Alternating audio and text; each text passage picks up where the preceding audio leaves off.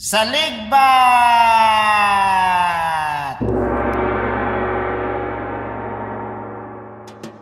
Okay, so mayong hapon, kag-welcome sa Saligbat. Opinyon sa mga hindi eksperto. Pero subong, may mga guests kita, mga eksperto gini sila ya. Kay kami lang yan ni Migo Drogs ang hindi eksperto. Kag hello, mayong hapon, upod naman this time. And ang mga eksperto, ang mga medyo knowledgeable guests are here and they're representing the LGBTQ community. And earlier, we were having our show na ang The Return of the Comeback sa Kwan talk show, which is going to be aired on hopefully, if everything is going to go right, it's going to be aired on Sky Cable Channel 32. And so we're here with ang Saligbat siya damo ginaya bloopers perme si Esil Hinit of the Family Planning Organization of the Philippines, HIV Ambassador of the Family Planning Organization of the Philippines, Sunny Cerces Q of the Pangmalakasan Group Chat,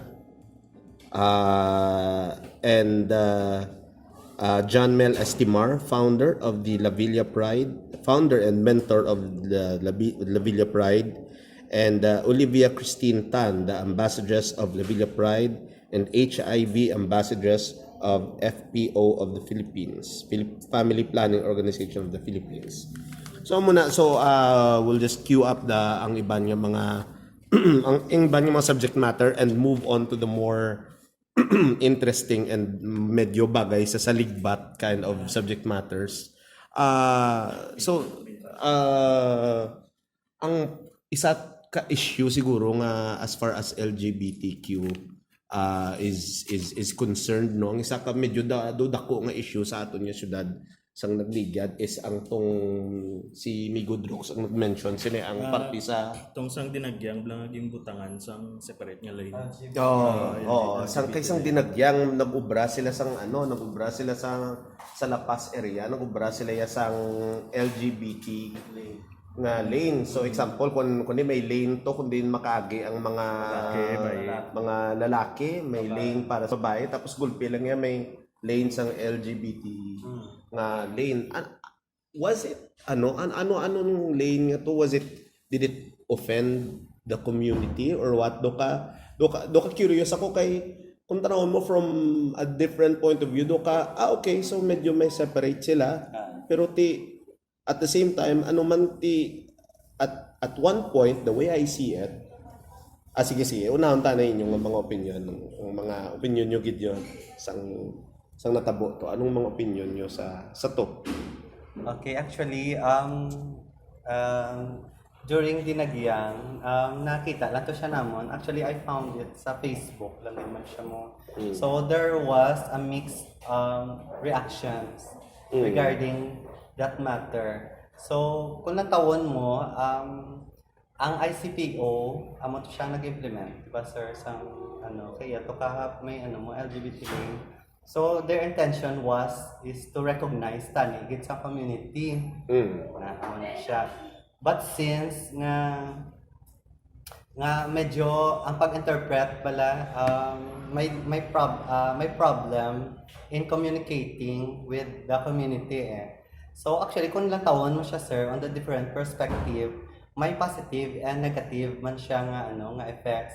Like for example, on the positive siya nga effects is for those siya nga daw wala in depth bala nga insight kaya when it comes to equality and diversity, mas nanamian sila nga may lane kay feeling nila ay we are appreciated sa community, the feeling ay may lane kami dito kanami do nami lang tawon ti diri ta maagi.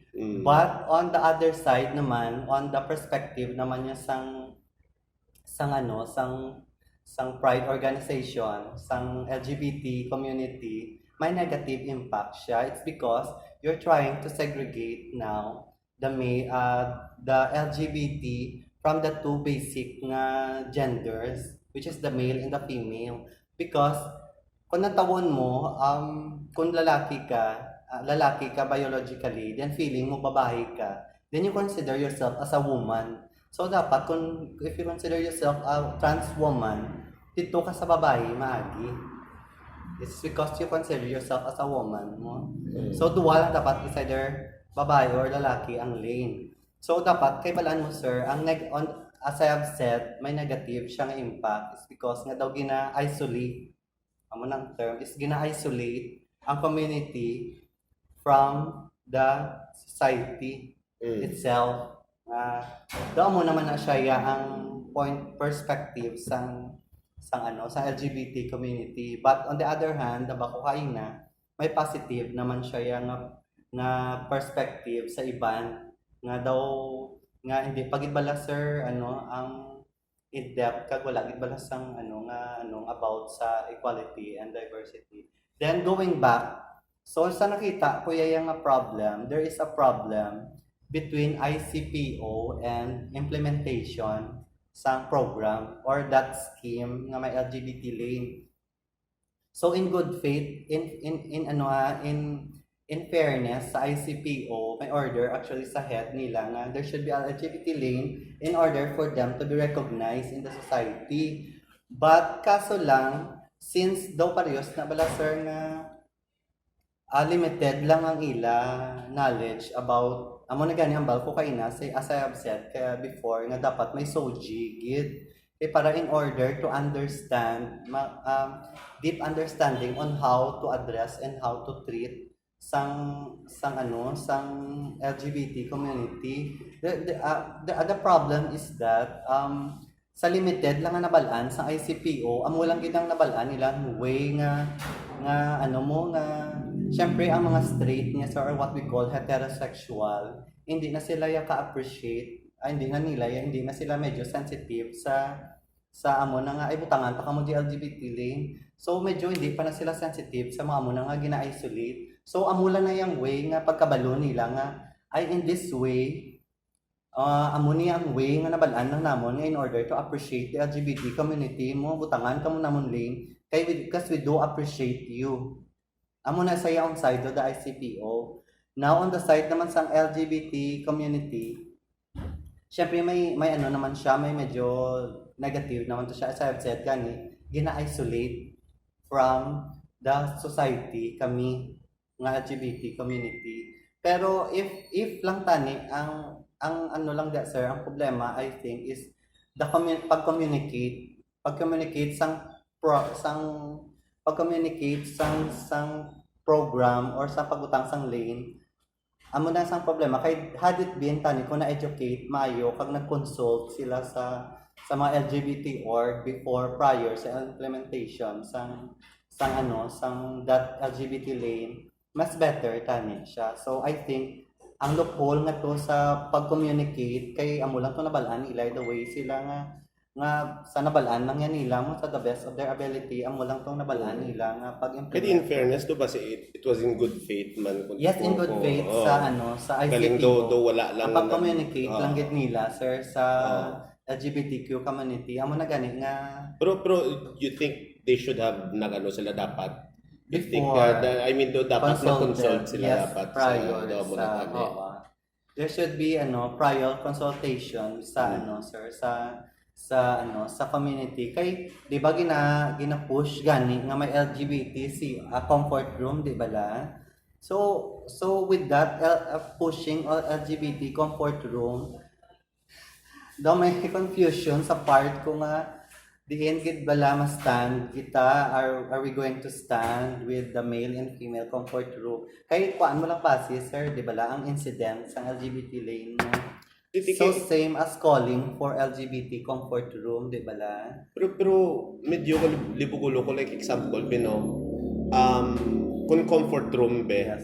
Would it have worked kung example mabal ka nga okay comfort room sang male female and then LGBTQ would it have been better kung nakamuna kay the way I see it the more gina-isolate mo sir hindi pero the example I'm not challenging or pero curious lang ko kay example if ano binoning a trans Trans woman no? makadto siya sa Female. female and then may nagreacto nga babae, nagreklamo siya, ay, lalaki ka man, muna, and then nangakig siya. Though, maybe it would have complicated things. Kahit, whereas, kung nagkato siya sa LGBTQ, biskan biologically laki or bae ang nagsulod, wala sang may ma-shock gid because they know that they're of an more open-minded kind of the way I see it is maybe maybe this is the comfort room for the open-minded. I don't know. I think the main problem there for me, as I take that issue, is that because not all members of the LGBT community aim the same thing. Because there are members who aim for segregation, and there are members who aim for inclusion. So that's the problem here. So whatever you do, there is on the other side that will complain. So, that's so normal. So the main thing here is that for me is that you can have a third restroom for LGBTQ, but at the end of the day, it depends on you on how do you identify yourself. You can have it, but it doesn't mean that I am part of the LGBTQ, but I identify myself as a woman. So I can go to the comfort room of women. On that lane issue, if I I am a part of the LGBTQ community, but I identify myself as a man, then I can go on the normal lane. So I hope people can see that. I think because sometimes we complain too much, and the public gets confused. What are you fighting for? We are giving you this space, then you complain. Then we're not giving you this space, then you complain again. Exactly. So that's the problem. That's an internal problem in the LGBT community. So I think that the take that we should take on that issue is that we should be thankful. Yes. We should be thankful because we are being appreciated. Because I think the main goal of having that lane is to tell the public that you belong here, you are part here, you are welcome here. And it is not about isolating you on the community, it's about segregating you, because at the end of the day, it will always be your own right, your own willingness. It will always be your own choice. As I've said, at the end of the day, it is your own choice. If there is if there is comfort room for LGBTQ, then it's so good. People should be thankful. But at the end of the day, it depends on you on how do you identify yourself. That's gender equality. Gender, regardless of your gender, should be given an ease of equal access to whatever opportunities and privileges. But it will always depend on you on how do you identify yourself. I think for the public, they should stop. May positive Yeah. and negative reaction mixed, hindi mo mapaktan. Yes. Maybe siguro ang key na dra is to be more open-minded about Yes, instead of complaining. or not jump into anger na yun. Because people always think that there is hidden inside in the LGBTQ members that we are excluded, we are isolated. I think for me, we should stop that. We have to be more open, because when we become more open, we see things differently, and we see things brightly and vividly. Dapat ma-unite kita, where do we stand? Yes, but as a statement ni Sir kanina is that dapat i-consult nila ang LGBTQ community. The question, sino ba ito? Ang tatanungin nila, because there is no talaga organization na pwede nila makonsult kung if this is okay. So yan din ang siguro dapat gawin nila, na magkaroon talaga ng mga authorized persons kung merong activities, movements na gagawin ang mga government officials or kahit anong mga organization, may mga consultant. Is it okay? What is the percentage na magiging okay to if gagawin to natin? I think dara na masulod ang ambal mo gina nga dapat sa Soji, may ara sang like somebody gid nga or sa Soji kag sa tung ordinance bala ang kung ma-enact na sa May ang officers sakto. talaga dapat, Ah. siguro yan dapat, sir. Okay. Para merong mapagsasabihan kung ano ang dapat gawin. Pero anong aring ang waay madalagi na sa questions ta? Ano ang mga dito ka medyo mabalik kita na sa mga kanto kita na sa medyo more personal if you don't mind. You could kung di nyo mo pag-answer okay man lang. Pero did your sexuality cause problem? Anong mga naging inyong problems and challenges growing up? From your childhood up to the person you are now, anong mga naging experience niyo sa being, I mean, like example siguro ang first nga question sa sano nyo na-realize nga amo na inyo nga preference sa bla. I mean, was there a time nga sa una lain ako sa una damo ko miga sa una or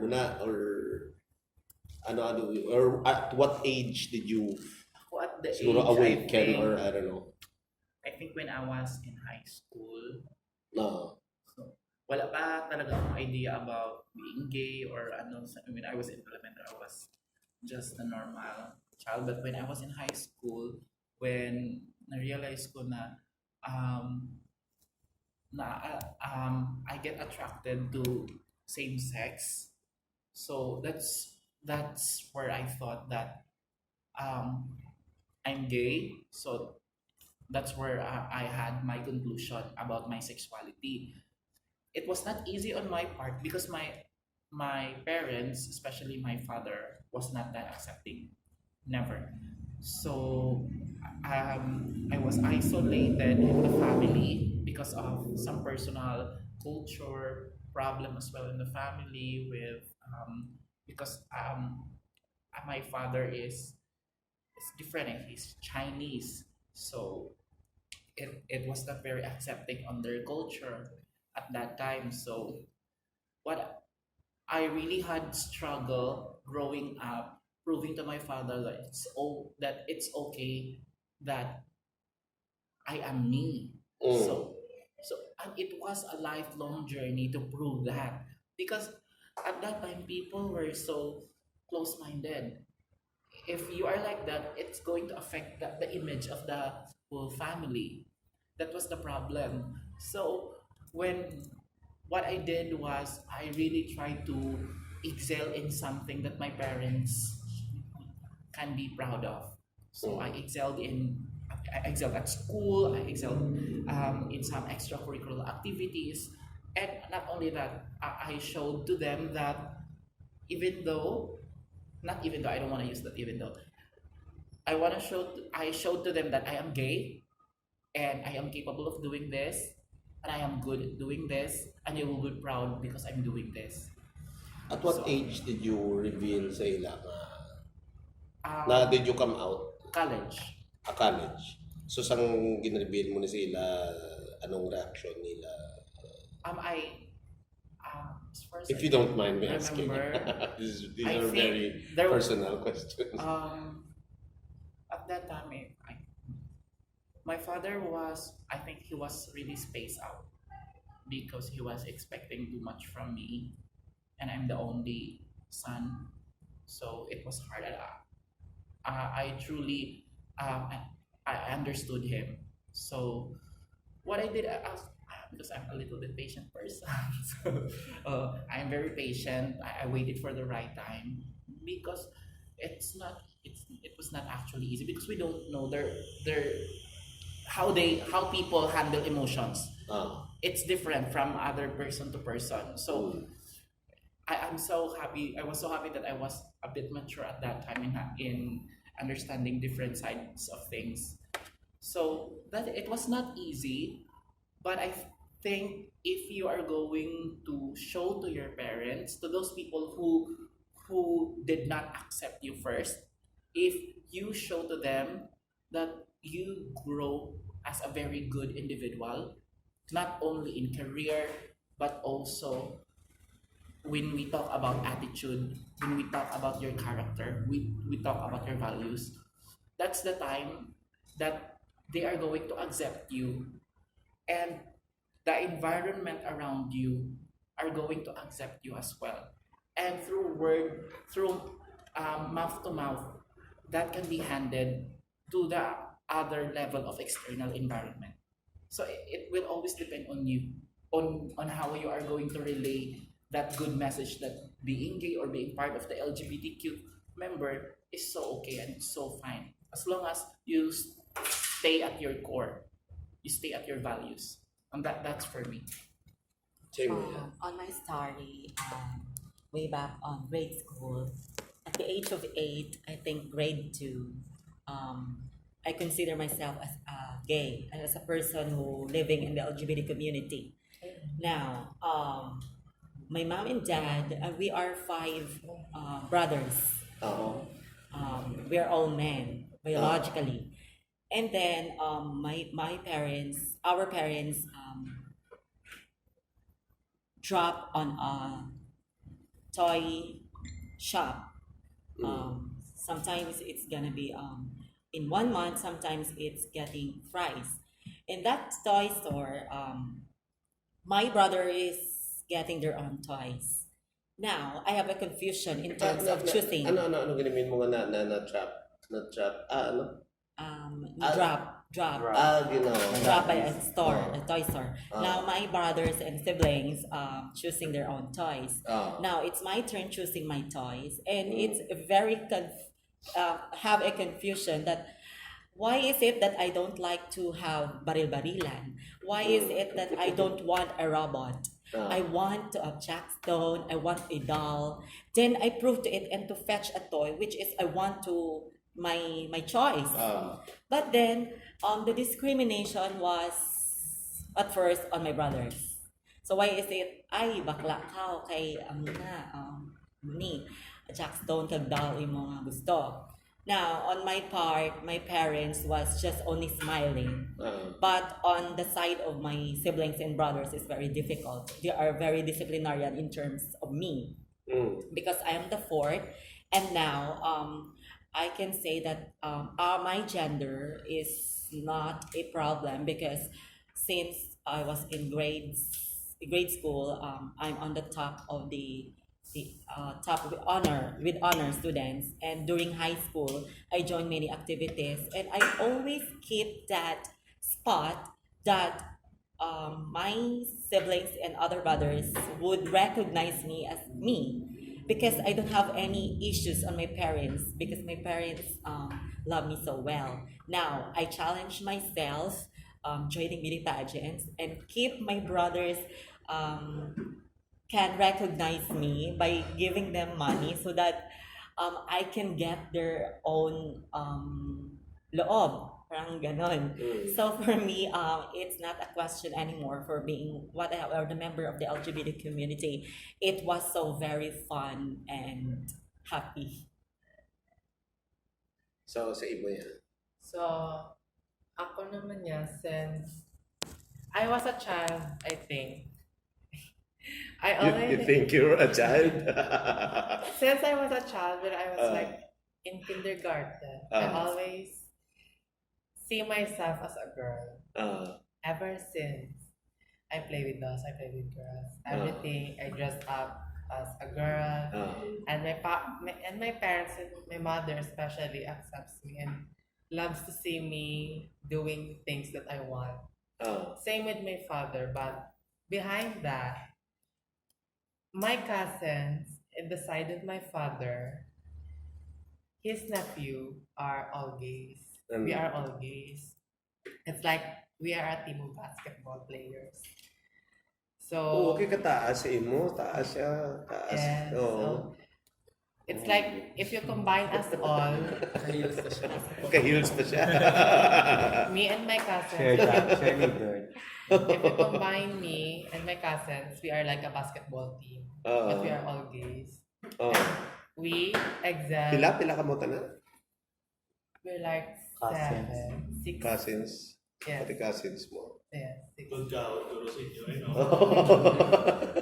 But all of us are excelling excellently today. My cousin is not nurse, my brother is a call center agent, being college student. Medyo informal kita diri sa SALIGBAT ya. So okay lang ano. So, so wala yung sakot. Ang struggle lang is when I was growing up in school, I was bullied, discriminated until now. So, Until tong hambal mo nga sa school Yes. nyo sa yes. paano nga discriminate ka sa school? Anong natabo? It was like Hindi talang pag-mention ng school para nga no. at Pero the time, anong natabo?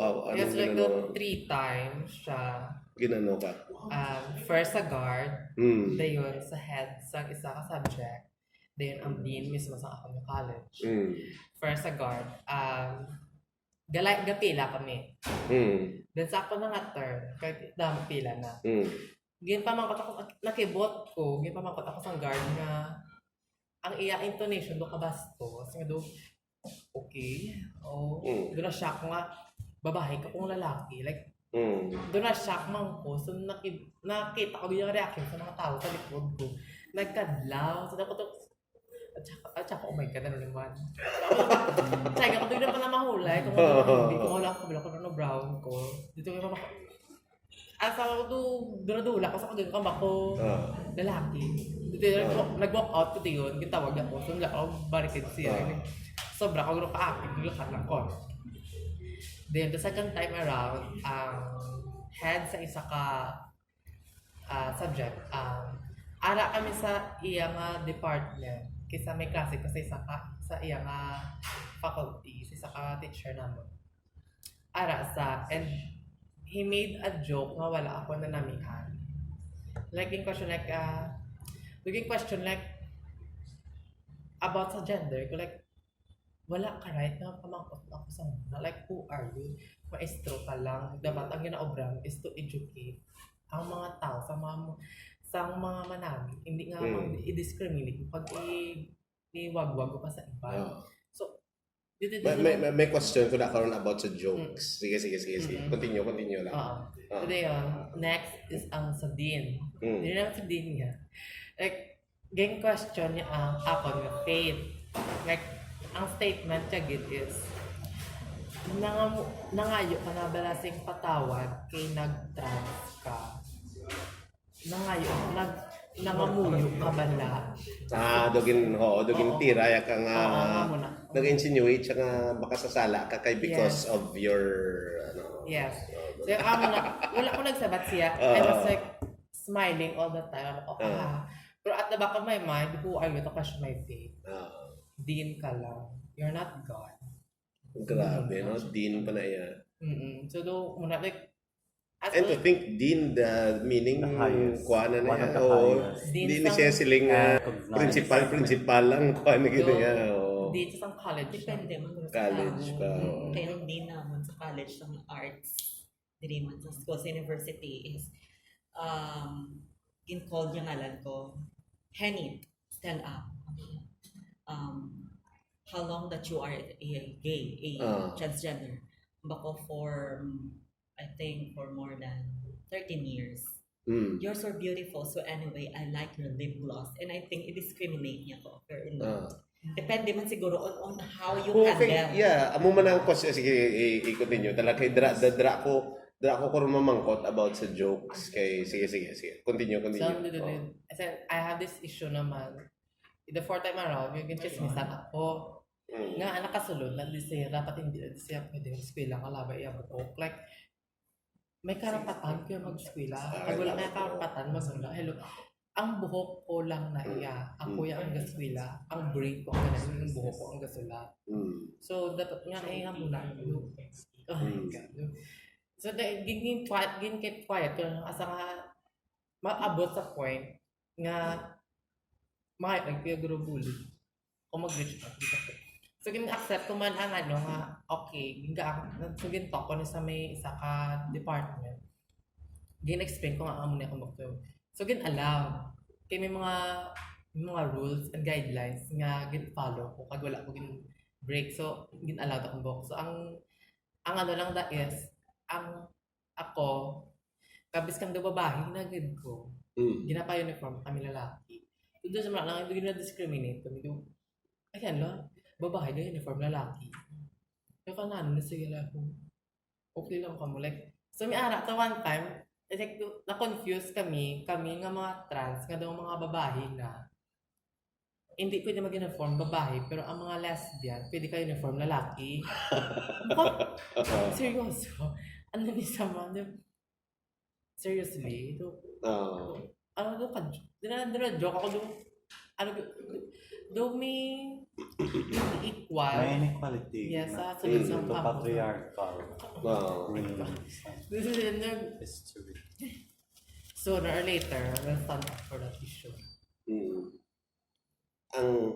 Sige, Maya. Ako last. Ang imo nga kuan, ang imo nga anong mga how did you growing up like pila edad mo sang na discover mo? So ako ang kinder, palang ko nakitaan ako ni mother sa potential that I was a heart of a chameleon. In what way? So bata palang ko galigoy na ko sa kinder, palang ko galigoy na ko sa klase ga Marjoret kami sa tunga sa Corona sa Plaza Villa. So nakitaan ako ni mother ga panglabakan niyo. So kami balancer sa kami coastal area sa Arevalo. So Santo Niño Norte is a gay friendly community siya that is due to the legacy man sa mga LGBT before nga well respected and accepted din sila sa society. That's why we don't have that hard time and we don't have problems when it comes sa pag-come out sa amon na real identity. So growing up, ako na dakogid kong malipayon in many ways, expressing my own gender expression. Wala siya naging challenge gid no sa do medyo sang elementary, high school, hindi siya naging challenge sa ako not until nagkuha ako exams sa in one of the shipping company. Cruise ship management ko dati, and that is more or less sa hospitality man na siya nga course sa isa ka institution. So we were interviewed by the Japanese nationality principal sang shipping company. We're supposed to be deployed sa Japanese vessel. So sa 15 kabilima lang kami nakapasar, but then unfortunately na-figure out sa Japanese, kaya pamangkot ko nila nga may nobya ka, wala. Ang bako wala pa naman ko nobya, sir, ever since. Kaya ga-focus ko sa studies ko. So, dito nila na-figure out nila that I was gay. But prior to that interview, in-orient na ko yan ni ma'am na dapat mapalalaki kahit because hindi sila gusto sa amon ni. So it was not necessarily a Filipino nga ang sa imo. Puro Japanese principal. Pero anong repercussion sa to kay nabalaan nila nga? Amo to sir, wala ko nila ginbalikan. Pero ang iba nang upod yan na deploy gid sila yan. So during that time, I did my best miski kay wala pa ko to sa una yung empowerment when it comes sa amo-amo nimo mga LGBT empowerment. Wala pa to sa una So kumbaga what is important for me is the employment and the opportunity to go out of the country, to get employed, to have a better job, mga amamo na siya. Pero na-notice ko na-mention ko man to blagina nga I mean sa the other show nga amo na ang Pilipinas is medyo blessed siya in terms of hindi lala ang LGBT discrimination. Kung na-analyze yung Pilipinas siguro is probably the only nation nga pinaka-tolerant sa LGBT. No? Friendliest. Kaya di mo tanong mo like example, Japan and China. Ati Thailand. Muna siguro ang kompetensya sa pinaka-kompetensya sa Pilipinas in terms. 2 years in Thailand, I was a teacher in Thailand. And the rights there for LGBTQ rights, super. Grabe ka dyan. Super. No question. Doon ko na comfort lang sila doon. Pero, ikaw pa rin Napili, magdidesisyon. you decide. Kahit nakababaihan, gusto niya na lalaki siya na pasok siya sa lalaki. Aring lang isa ko ka-question kagina. How, I mean, paano mo balaan kung ang kay sometimes wala, like example, we all sometimes make jokes. When is a joke offensive? When would a joke be offensive sa mga kwan sa LGBTQ? Kay example kay these days, especially nga do in pauso sang US ang the culture of gamay mo lang say something bad about this. That's already something do rason na para mangakig ka. Do mo na bala? Like example, may one time, I could not recall kung anong post nito. Pero I posted something, like, nag something siguro. Hindi ba to joke, gid? Pero something, nagambal ko lang, like, I forgot the post. Pero gin message ako ni Marcel na my joke was, was offensive. Pero like, sa mind ko well, it was not for me, gin-erase ko ang post, pero for me, it was not offensive because balaan ko yung deep inside, I'm not the kind of person who is, discriminate sa gays. Like, it just came off as, no, that's you're not supposed to say that because that's offensive. When is muna blang do dako nga question sometimes, when is a joke or a statement offensive kay example if you go back siguro mga 10 years ago, example mga balka nga ang mo na tripping do inagit na anong term mo na blang inagit na Do you take offense to that, or sometimes sometimes may magaling nga gay people who say that? Yes. Because abot pa daw medyo sa ila do ka even though I'm gay, I recognize that as something but I don't know though. How do you explain that? What is your reaction to that? Amuna lang type of for me, in the level of social media, if you will always have your fair share of bashers and haters. So whatever you are going to post on social media about LGBTQ community, even though it's not offensive, if that person hates you, that person will really hate you without, even though if the post is not offensive, it was the purpose was not that bad. So in social media, it's really important na lang siguro na you yourself, you have to know how to filter kung ano lang you have to choose your battles, kung ano lang yung pwede mong take in, kung ano yung pwede mong paniwalaan. If you stay sa core mo na if that's not what I meant, it was not to offend people, then I think you're good to go. And that's in the level of social media. That's for me, because iba-iba kasi ang tao, talaga. Hindi mo talaga ma-reach ang point na for me, sa history habang buhay talaga natin itong magiging laban, yung sinasabi natin fair, yung pantay, yung walang magagalit, kasi iba-iba talaga ang tao, iba-iba ang take ng tao. May mga taong sobrang sensitive, may mga taong okay lang, may mga taong deadma, may mga taong accepting, so iba-iba.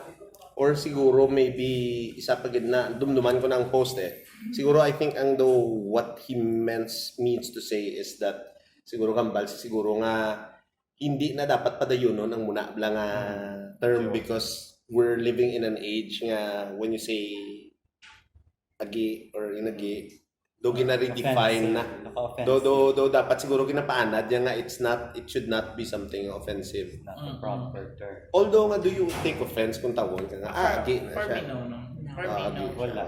kasi agi ka naman talaga. But when I was a kid, lagi sabi ko sa 10 years ago, masakit siya. Kasi parang Because there is a social stigma. Oo. So pag nasa street ka, when there is unnecessary movement, then may mga bata, agi ka, so Oo. maano ka, mataranta ka, parang ano to, sa paki ng batang to, parang magaganon ka. So but we are in this generation na natanggap na itong mga bagay na ito na Okay. so, you can call me names as long as hindi siya shit words. So, it's okay. So Like example be somebody nga okay. I know it's like the kung sa US parang the black could joke about black people. yeah. Pero white could not joke. Pero like example be may ara mo kilala nga straight yung person na balsa tawagan. Ging, go muna. Wala ging, go muna. Is that offensive or not necessarily? Not Depende man necessarily, man. Depende sa tao. Depende sa intonation, kag depende sa delivery. No. Minsan din hindi lang ganon. Depende kung close mo yung tao. Yes. May mga gagawin na gayon. So it depends talaga. Never mo kahit tanggap mo siya, it always depends on your take. Kasi mga tao ka na hate ko tong lalaki to pag tawagan ako agi nito na mabuisit ako nito. Kag sometimes siguro balaan mo gid yung tao nga may ara. Oo. Kasi iba talaga ang take ng tao. Kaya may aram nga iba nga do like fun lang sila nga ay naman do na sa diyan. Sa diyan. Pag kahit friend mo siguro kahit hugaran ka dyan, hindi ka maiinis niyan. May mga ganong level. Kahit babuyin ka ng kaagi-agian dyan, wala ka. Pero it depends talaga sa iyo. It depends din sa taong magsasabi na Depende man sa situation because walang perfect formula talaga na ma-reach mo sa sarili mo na ma-accept ko ito kahit sino ang magsasabi. Walang perfect formula. It's always a process na ganun at ganun talaga. Hindi mo talaga hindi darating yung point na yun. I think so personally, hindi darating sa isang tao na kabala na talaga siya kahit sino man ang magsasabi sa kanya na nakaagian ka, na hindi ka na masasaktan, na hindi mo makakaramdam na there is discrimination na nangyayari or there is offensive words. I think hindi yun mangyayari because emotion kasi siya. Ganun kasi ang emotion ng tao. Hindi siya constant. Ang perception natin sa kag not emotion. unless siguro kung ang imo nga statement is pareho lagi na nga do balaanon gid bala nga may ara sang hate sa like example no tong may nagambal si mo nga to nagpa-check up ka muna bala do may ara do Nangamuyo ka. nangamuyo ka or muna do may ara siya sang ginawa sulod nga loaded siya bali may poison ang Because statement niya. sometimes you will know if the criticism is coming from constructive criticism or it is coming from hate. You feel that mabatsagan when this criticism is coming to correct you, to give you constructive criticism, or this criticism is coming from that hate. So doon na naglalaro ang take mo doon. So mahirap siyang i-analyze ang ganyang bagay. For me, sobra siya kahirap. Kasi emotion kasi ang ang level. Siguro kahit sinong bakla, kahit gaano man niya katanggap ang sarili niya, merong taong magpaparamdam sa iyo na na-offend ka. Yes. Meron talaga. Kag ang isa pa gid bala ang like especially sa mga trans no. Ang the other thing is ang kay example people could sometimes get confused. Like example wise ka ba ay example may nakita ka mo being a person and then nakibot sa ay laki dili amo na bala anong inyong reaction is that supposed to be is that galing kiti siguro ang mga reaction sa mga ibang nga tao is very negative and very hateful dayon mo no Depende man sa experience.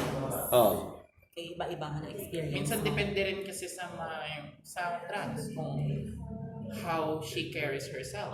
Kung paano mo handle yung sarili mo. Respect begets respect. So pag medyo sobra ka bastos, syempre especially when sa isang ganito, sobra ka medyo nagbabastos-bastos na action. Tapos you have a family there, may mga bata. So madidig ka na. Ginbutang ka sa bad light do na. At to talaga depends talaga sa tao. Which is very normal to any kind of gender. Sa babae man sa lalaki, it depends. Kaya ang solusyon dito, act normally. Premium decently. problem. Yun talaga ang ano, para hindi ka mabastos o ma-discriminate. On my case naman kasi iba yung experience ko ng college days. So, nung college day ako, my hair is short. Of course, given. My uniform is, syempre, pamilya. So, I used to go to the comfort room of men. Of course, kay short hair. Others na sa sulod sa CR, kita question, Uy, tumboy ka, dito ka sa piyak. So at the first, hindi ko pa Nagsalaan ka mag-gets. nga, oo. Kaya hindi ko pa mag-gets at the first. For how many times, nakasalaan ko yung tumboy. So that is why I convert.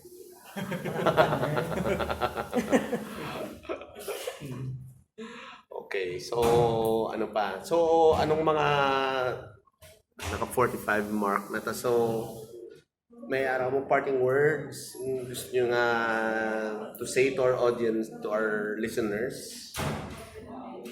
Anong message nyo? Anything about understanding and about since it's Pride Month. Pride Month, anong message nyo? If you feel discriminated, degraded, and you feel sad deep inside, just pray to God and talk to somebody, go roaming around, just to forget all those things. And things happen for a reason. Don't blame anyone for being discriminated or what, because sadness doesn't come with happiness, but always comes with unfair reason. So be happy. Si Maya, sir. Ako message ko lang, for those nga naga-discriminate sa among community, so I think it's a high time, since it's a Pride Month, it's a high time na nga we should be aware sa ginahaboy tangkis ang mga tinaga sa isig katao ta, especially kung member siya sang LGBTQ plus society. So respetohon taman. Yes, we are part of the LGBT society, but we are also human. And as a human, we are also in our basic human rights, like what you deserve. So, amo lang yun siya. Happy Pride! Thank you. Ako, And, to all the listener right there, happy Pride Month. My message is, subukan nyo lang kaming mahalin.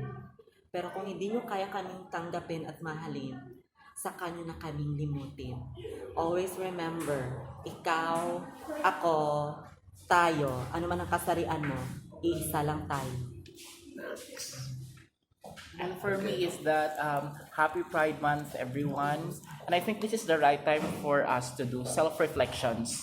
We have to check ourselves so that we can practice what we preach, so that we can gain whatever the mission and vision that we are fighting for. So it will always start within ourselves. So happy Pride Month, and may God bless us all, and always, in all things, God may be glorified. Okay, so thank you Gid very much. Esil, Cerces, John Mel, and Olivia. So, thank you. This has been Saligbat. Okay, so thank you and mayong adlaw. Mas may kusun pa. Kasi edit na lang. Wow, loaded. Thank you, Gid.